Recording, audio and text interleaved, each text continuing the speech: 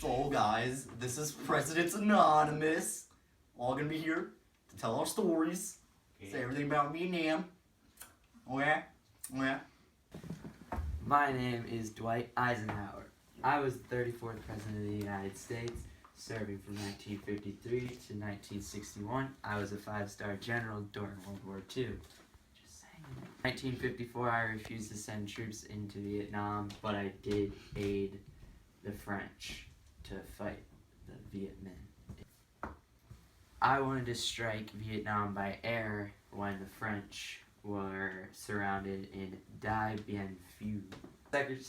The Secretary of State, John Foster Dulles, did not agree with the idea because we couldn't get any allies to support us. So we just decided. Yeah, it did. The French pulling out led to an independent Vietnam, which was a South that was democratic and a North that was communist. I gave the speech of domino theory. The domino theory was that when Vietnam fell, Laos would fall. When Laos fell, Cambodia would fall.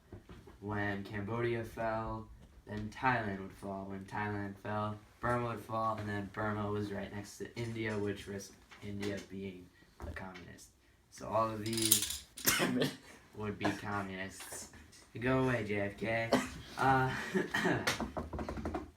Bars. I never sent combat troops, unlike Johnson.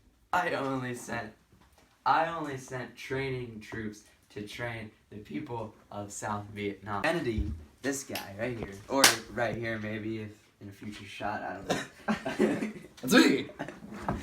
Kennedy though, he stepped up the numbers. I didn't have anybody fighting. I only was training. He made a fight. My final speech was a warning to the American people that the military-industrial complex would soon cause more war, meaning that the people making all the guns would have enough money to push for another war in the government.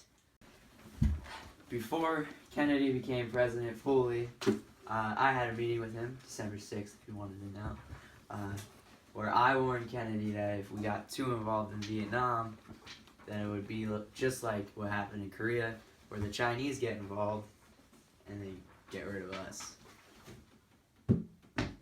Okay, y'alls know me, JFK, the John F. Kennedy, as the 35th president. Right.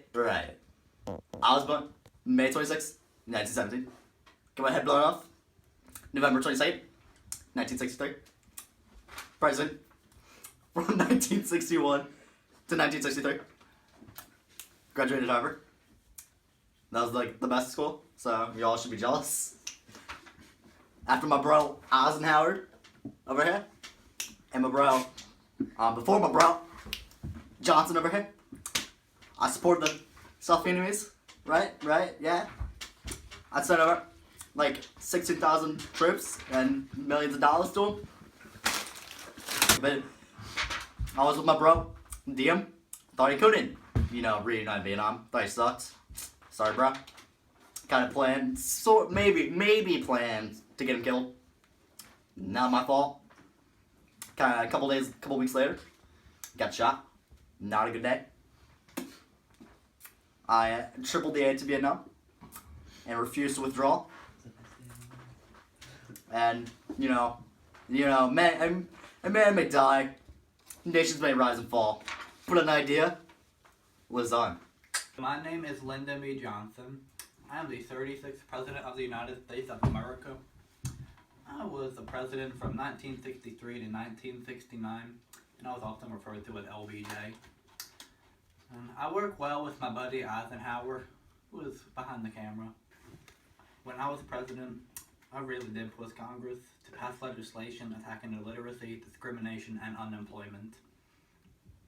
My legislative agenda also provided Medicare and Medicaid to the people of the United States of America. And I did sure attack racial discrimination barriers. So in my opinion, the Vietnam War caused nothing but pain and frustration for us Americans. but I did sign the Civil Acts Act of 1964 and the Voting Rights Act of 1965. My widespread achievements improved the lives of millions of Americans, at least so they say. And I will definitely make Kennedy's progressive vision for America a reality. Go. From 1963 to 1968, I put over 450,000 troops in Vietnam. And My name is Richard Nixon. When I entered the presidency, American combat deaths went up to 3,600. So I created a secret plan. A plan that would get us out of this war. First, fighting responsibilities would be turned over to the Vietnamese. Second, I announced the withdrawal of 500,000 troops.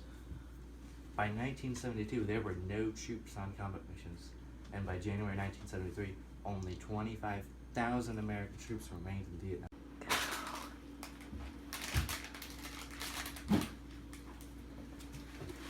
come back.